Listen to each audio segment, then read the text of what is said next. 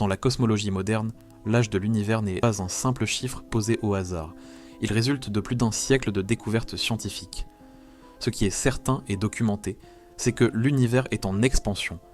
C'est l'astronome Edwin Hubble, en 1929, qui démontre ce phénomène en observant que les galaxies s'éloignent les unes des autres. Et à partir de cette expansion, on peut remonter dans le temps, jusqu'au moment où tout a commencé. La mesure la plus précise de l'âge vient d'un rayonnement très ancien, le fond diffus cosmologique, une lumière fossile découverte par Penzias et Wilson en 1965.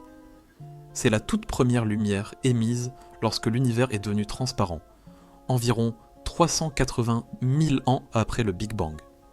Ce rayonnement a été cartographié avec une précision exceptionnelle par les satellites COBE, WMAP, puis Planck en 2013 à 2018. Ces missions ont fourni des données sûres sur la température, les irrégularités et le contenu de l'univers. Les cosmologues utilisent ensuite le modèle Lambda Cold Dark Matter, Lambda CDM, le modèle standard du Big Bang, pour intégrer le taux d'expansion actuel, qu'on appelle la constante de Hubble. À partir de ces données, l'âge de l'univers est estimé à 13,8 milliards d'années, une valeur solidement soutenue par plusieurs sources, le CMB, les amas globulaires et les étoiles les plus anciennes.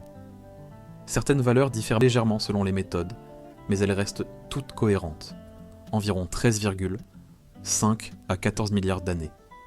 Donc, si aujourd'hui on peut dire que l'univers a 13,8 milliards d'années, c'est grâce au travail combiné de Hubble, Penzias et Wilson, des équipes de COBE, WMAP, Planck, et de générations de cosmologues qui ont analysé l'expansion de l'espace et la lumière la plus ancienne que nous ayons jamais observée.